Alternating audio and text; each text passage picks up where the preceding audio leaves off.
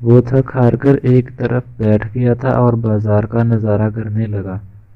نظارے کی کوئی چیز نہیں تھی، وہ آنکھیں بند نہیں کر سکتا تھا۔ ہر طرف خاموشی کا راج تھا، اس قدر خاموشی کہ دل پھٹ جائے۔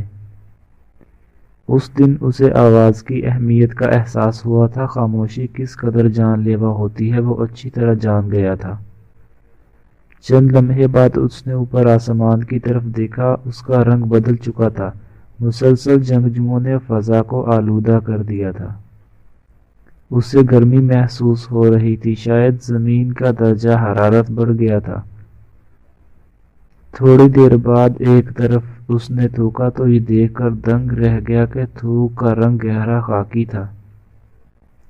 اسے اپنے جسم میں بے پناہ اینٹھن محسوس ہو رہی تھی۔ یہ پچھلے دنوں کی بھاگ دوڑ کا نتیجہ تھا یا شاید بارودی فضا کا رد عمل تھا۔ وہ زمین پر لیٹ گیا۔ یہ کوئی مین شاعرہ تھی۔ چند ماہ پہلے اگر وہ اس طرح مین شاعرہ پر لیٹتا تو لوگ اسے پاگل سمجھ کر ٹھڈے مارنے شروع ہو جاتے، اس پر طنزیہ فکرے کہتے، پر آج وہ اکیلا تھا، اسے کوئی روکنے والا نہیں تھا۔ اسے ایک عجیب سا خیال آیا۔ وہ سوچنے لگا کہ اس اکیلی دنیا کا وہ تنہا مالک ہے۔ وہ جہاں چاہے جا سکتا ہے، جہاں چاہے مکان بنوا سکتا ہے، اسے کوئی روکنے والا نہیں، اسے کوئی ٹوکنے والا نہیں، قانون کی پابندیاں نہیں، پولیس کا ڈر نہیں۔ اسی وقت خوشی سے اس کا سینہ فخر سے چوڑا ہونے لگا۔ اچانک وہ بری طرح چونک پڑا۔ اسے کوئی آواز سنائی دی تھی، آواز مدھم سی تھی، جیسے کوئی انسان کراہ رہا ہو۔ وہ اچھل کر کھڑا ہو گیا۔ کیا اس کی بادشاہت میں کوئی دوسرا شریک ہونے والا تھا؟ ایڈورڈ تیزی سے اس ملبے کی طرف بڑھا جہاں سے اس کی دانست میں آواز ابھری تھی۔ وہ جلدی جلدی ملبہ ہٹانے لگا۔ بھاری بھرکم پتھر، سیمٹ کے موٹے موٹے ٹکڑے اور بڑے بڑے بلاکس بمشکل اپنی جگہ سے ہلانے لگا۔ 1.5 گھنٹے کی مشقت کے بعد وہ تھک ہار کر بیٹھ گیا۔ اسے زوروں کی بھوک لگ رہی تھی۔ وہ آہستگی سے اٹھا اور غیر شعوری طور پر اپنے سامنے پڑی ایک لاش کی طرف بڑھنے لگا۔ یہ کسی عورت کی لاش تھی۔ اس کے قریب ایک مخصوص قسم کا ماسک پڑا ہوا تھا۔ ایڈورڈ سوچنے لگا، شاید اس نے جو بمباری کی تھی اس میں ہلاک ہو گئی ہو، یا شاید طبی موت مر گئی ہو۔ جنگ کے دنوں میں کسی کا طبی موت مرنا بعید از قیاس تھا۔ وہ سوچ رہا تھا، ایک تو اس نے اس کی زندگی چھین لی، اب اس کا جسم بطور غذا استعمال کر رہا ہے۔ وہ خواہ مخواہ احساس سے جرم کا شکار ہو رہا تھا۔ اسے یوں لگ رہا تھا جیسے ساری انسانیت کے جرائم اس کے ذمہ ہو گئے ہیں۔ یہ بات ایک طرح ٹھیک ہی تھی، کیونکہ اب زمین پر صرف وہی انسانوں کا نمائندہ رہ گیا تھا۔ جلد ہی بھوک نے اسے ان خیالات کو پرے جھٹکنے پر مجبور کیا۔ پہلے اس نے سوچا کہ آس پاس مکانوں میں کھانے کی چیز تلاش کی جائے، لیکن ان کا بھاری بھرکم ملبہ دیکھ کر اس نے اپنے ارادے کو ترک کر دیا۔ وہ آس پاس کوئی تیز دھار آلہ دیکھنے لگا جس سے اس عورت کا گوشت کاٹ سکے۔ اس نے ملبے میں ایک تیز دھار سلاخ چنی اور دوبارہ لاش کی طرف آیا۔ یہ ایک حسین لڑکی کی لاش تھی۔ وہ حسن کا رسیا تھا۔ اگر وہ زندہ حالت میں ہوتی تو شاید اس کے حصول کے لیے کچھ مشکل نہ ہوتا۔ اس میں عورتوں کے لیے عجیب سی کشش تھی۔ وہ سوچ رہا تھا کہ کیا آج اس وقت اگر وہ زندہ ہوتی تو وہ اس کے جسم کے ساتھ کھیل پاتا؟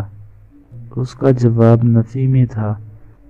اس نے اتنی ہولناک تباہی دیکھی تھی کہ اس کے سارے خواہشات مر گئے تھے۔ اس نے سلاخ کی تیز دھار سے لڑکی کا ایک بازو الگ کیا اور ایک طرف ہو کر بیٹھ گیا۔ بازو سے خون رس رہا تھا۔ یہ بات معنی خیز تھی کہ وہ حال ہی میں موت کا شکار ہوئی تھی۔ اس کی 2 انگلیاں ٹوٹی ہوئی تھی۔ وہ پریشان ہونے لگا۔ انگلیاں جس انداز میں مڑی ہوئی تھی اس سے یوں لگ رہا تھا کہ وہ لڑکی کسی کے ساتھ زور آزمائی میں اپنی انگلیاں تڑوا بیٹھی ہے۔ کیا وہ اس کے آنے سے پہلے کسی کے ساتھ مڑ بھیڑ کر چکی تھی؟ اس کی ایک انگلی میں پیش قیمت انگوٹھی چمک رہی تھی۔ اس کا دل دھڑکنے لگا۔ ایسی انگوٹھی تو اس کی محبوبہ پہنتی تھی۔ کیا یہ اس کی محبوبہ کا ہاتھ تھا؟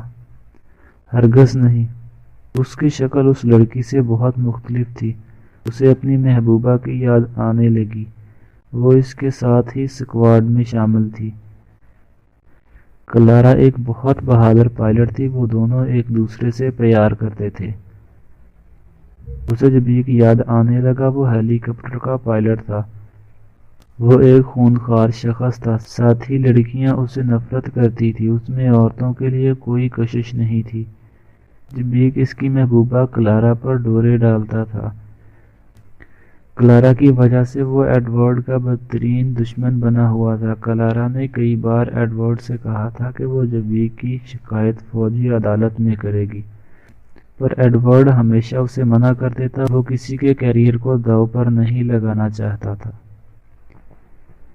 وہ بازو کا گوشت نوچ نوچ کر کھانے لگا۔ ایک بار اسے زور کی آبکائی آئی تو سب کچھ باہر انڈیل دیا۔ اسے زندہ رہنا تھا، وہ مرنا نہیں چاہتا تھا۔ اس نے اتنی لاشیں دیکھی کہ موت سے منتفر ہو گیا تھا۔ یہی موت وہ پہلے خود بانٹ رہا تھا، پر آج اس کی خواہش تھی کہ کاش اس کے پاس زندہ کرنے کا اختیار ہوتا تو وہ ان سب کو زندہ کر دیتا۔ پھر وہ سوچنے لگا اگر وہ ان سب کو زندہ کر دیتا تو کیا ہوتا؟ وہی ہوتا جو پہلے ہوتا آ رہا تھا، وہی جھگڑے، وہی سازشیں، وہی نفرتیں، وہی دشمنیاں۔ اس نے اوپر آسمان کی طرف دیکھا، وہ اپنا رنگ بدل چکا تھا۔ وہ سوچ رہا تھا کہ آسمان والے نے اس کی یہ حالت کیوں کی ہے؟ کیا وہ اس حالت میں لطف اٹھانا چاہتا ہے؟ اس نے بقیہ بازو کو دور پرے پھینک دیا۔ اچانک اسے ایک عجیب خیال آیا۔ وہ سوچ رہا تھا کہ آسمان والا بھی تنہا ہے اور میں بھی تنہا ہوں۔ کیا میں خدا ہوں؟ کیا مجھے موت شکست نہیں دے سکتی؟ کیا میں خود کو گولی مار کر چیک کرنے کا رسک لے سکتا ہوں؟ اس کا دل لرزنے لگا۔ اس کا جواب نفی میں تھا۔ خدا کو بھوک نہیں لگتی، خدا نہیں ڈرتا، اور وہ ڈر رہا تھا، موت سے خوف زدہ تھا۔ اسے یقین تھا کہ اگر وہ خود کو مارنے کی کوشش کرتا تو چند لمحوں بعد وہ بھی باقی مردوں جیسا ہو جائے گا۔ اس کے مرنے کے بعد نسل انسانی بالکل فنا ہو جائے گی۔ نہیں، وہ خود کو ہرگز نہیں مارے گا۔ پھر وہ سوچنے لگا آخر موت اور گولی کے بارے میں کیوں سوچ رہا ہے؟ انہی چیزوں نے تو دنیا کو ختم کر دیا تھا۔ اب تو ایسی سوچ بھی ترک کر دینی چاہیے۔ اس کے دل میں ایک ٹھنڈی آہ نکلی۔ بہت تاخیر سے انسان کو یہ سوچ آئی تھی۔ سامنے زمین میں ایک گڑھا سا بنا تھا، شاید وہاں کوئی بم لگا تھا۔ نہ جانے کیا سوچ کر وہ اس میں اتر گیا۔ اندر اسے کافی سکون محسوس ہوا۔ وہاں اسے اپنے چاروں طرف مٹی نظر آتی، اوپر آسمان نظر آتا۔ لاش کوئی نہ دکھتی، تباہی نظر نہیں آتی۔ وہ سوچ رہا تھا کہ زمین و آسمان میں کوئی خرابی نہیں، کوئی فطور نہیں۔ انہیں دیکھنے میں تو طمانینت کا احساس ہو رہا تھا۔ تباہی تو اس کے بیچ میں ہے، جو اس کے بیچ رہنے والوں نے پھیلائی ہے، جس میں وہ خود بھی شامل تھا۔ اسے اپنا گھر یاد آنے لگا۔ 2 کمروں، کچن اور باتھ روم پر مشتمل چھوٹا سا گھر۔ وہ اور کلارا ایک ساتھ چھٹی پر جاتے اور اس کو رونق بخشتے۔ وہ دونوں چٹپٹے فکروں کے ساتھ گھر کا کام کرتے، کمروں کی صفائی کرتے، مل کر کھانا پکاتے۔ اس کے دل میں ایک سرد آہ نکلی۔ کتنے سہانے دن تھے۔ اس نے آس پاس مٹی کی دیواروں کو دیکھا۔ یہ مٹی تھی، اس کی بربادی میں اپنا حصہ لینے کے باوجود اسے تحفظ دے رہی تھی۔ اس کا گھر، اس نے سنا تھا کہ اس کے شہر کو شدید زلزلے نے پل بھر میں ملیا میٹ کر دیا تھا۔ کتنے ہی ریاستوں کو سونامی طوفانوں نے نگل لیا تھا۔ اس کے اکاتب بھی نہیں سمجھے تھے۔ ان کے اپنے گھر آندھیوں کی زد میں تھے، لیکن وہ دوسروں کو مٹانے پر تلے ہوئے تھے۔ اور پھر یوں ہوا کہ وہ بھی مٹ گئے اور دشمن بھی نہ رہا۔ کوئی بھی باقی نہیں بچا۔ اگر کوئی بچا تھا تو صرف وہ تھا جو ایک گھڑے میں سکڑا سمٹا بیٹھا تھا۔ مٹی سے بارود کی بو آ رہی تھی۔ وہ اپنی خوشبو کھو چکی تھی، پر وفا نہیں بھولی تھی۔ اب یہ گھڑا اس کا مکان تھا۔ تھوڑی دیر بعد وہ دوبارہ عمارتوں کے ملبے کے پاس گیا، ایک تختہ اٹھایا اور گھڑے کو مناسب انداز دینے لگا۔ اس کے بعد اس نے گھڑے کو تختے سے ڈھانپ دیا۔ وہ اپنے اس مکان کو حسرت بھری نگاہوں سے دیکھنے لگا اور وہ سوچنے لگا کہ اس نے اپنے کتنے ہی شہید ہونے والے دوستوں کو اس قسم کے گھڑے میں ڈالا تھا، انہیں دفن کیا تھا، جن پر ان کا نام اور عہدہ وغیرہ درج ہوتا تھا۔ اگر وہ مر گیا تو کون اس کی قبر پر نام اور عہدہ درج کرے گا؟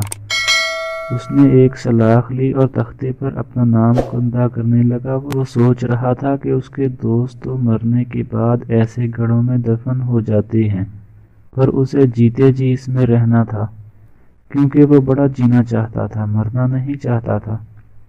اپنا نام کندہ کرنے کے بعد وہ دوبارہ اس لڑکی کی لاش کی طرف جانے لگا جس کا ایک بازو نوچ کر کھا چکا تھا۔ اس کا خون جم چکا تھا، شاید ایک آدھ دن میں اس کا جسم گل سڑ جاتا۔ اسے یہ معاملہ عجیب لگ رہا تھا، اسے ایسے لگ رہا تھا کہ وہ اس کے آنے سے چند گھنٹے قبل مری ہے۔